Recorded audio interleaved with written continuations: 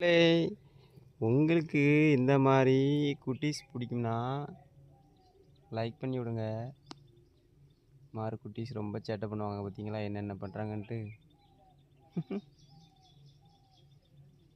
பாருங்க.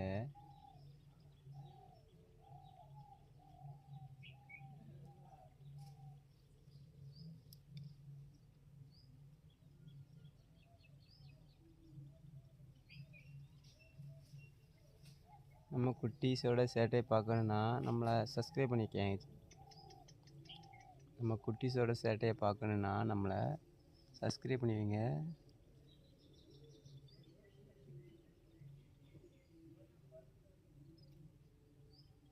அவரால் கீழே குதிக்க முடியல. ஐயோ டேய்,